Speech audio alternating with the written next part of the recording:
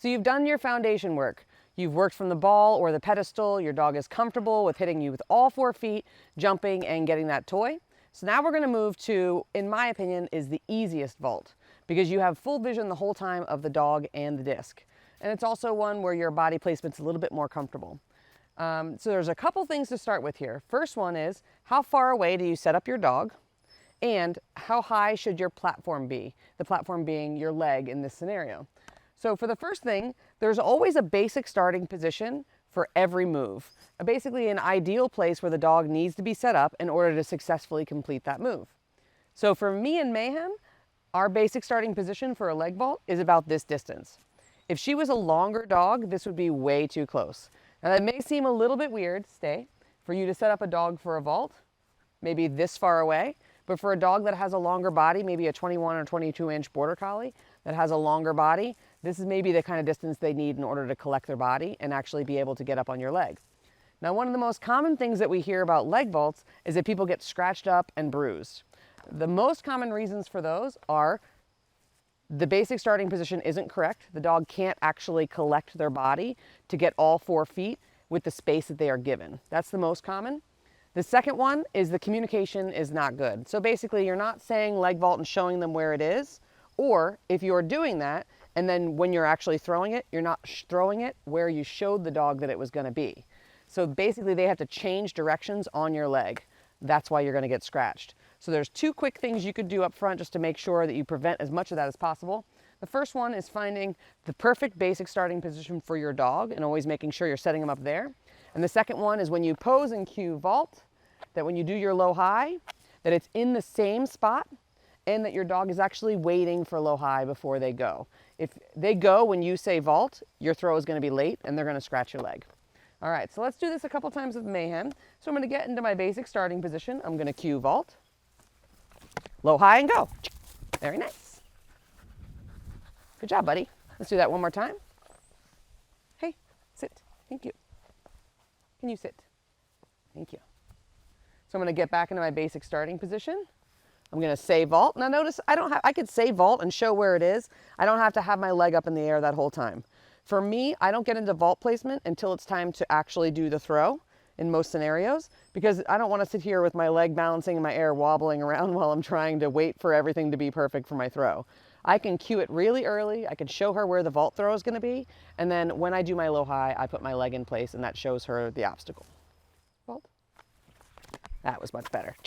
Good. Get around. Catch. Good job, May.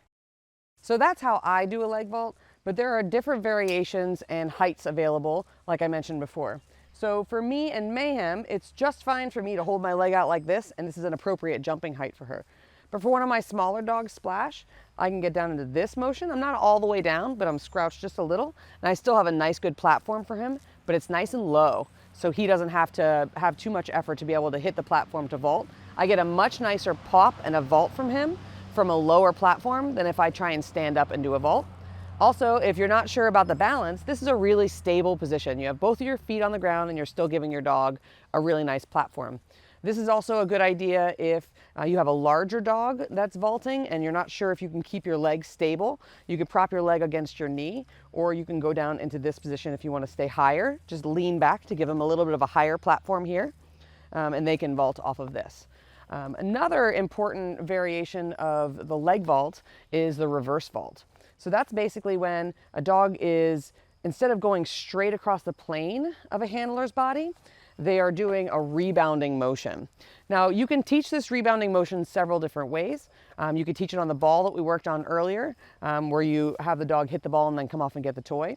And you can also do it from a seated position, where you have the dog come up and take a toy or a treat that is at a different angle. For me, most of the time, I work a reverse vault from the leg vault. Leg vault is the first vault that my dogs learn, and so they have a really strong foundation on that. So what I do is I cue it just like a leg vault. I'll start with a leg vault and I'll do it here. And then the next time I'll cue it, I'll say vault. And instead of having my placement be here, which is my normal horizontal leg vault placement, I'm going to put the placement here, a little bit out. So now the dog has to come up, hit the platform and push out just a little bit. And then on the next one, I'll move it a little bit further and a little bit further and a little bit further. So eventually I'll have the dog in leg vault position, which is on my side.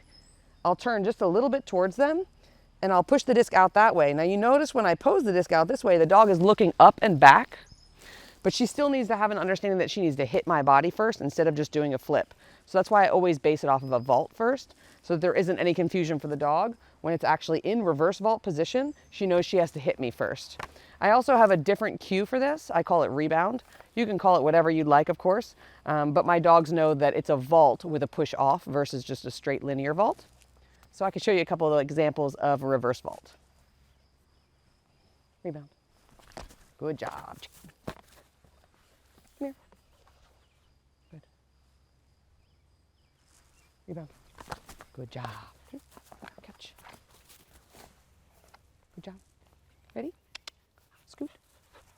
Good. Rebound. Good job. Dog catch. Good. All right, so that's 3 variations of a reverse vault. Basically just changed my body position and gave the same pose and the cues to the dog, and she just pursued the pose and the placement that I showed her. It's really important that you just transition slowly from the leg vault and change that angle until the dog understands the difference between the 2 different vaults, and then giving a clear cue that you want them to rebound off of you instead of just do a straight vault. Reverse vaults are a lot of fun. Be careful with the height and the angle. It is a twisting movement where we're putting our dogs in the air, so that would make it a higher risk movement. So just make sure you're really confident with your placement, timing, and cues for your dog, and work your way up to reverse vault.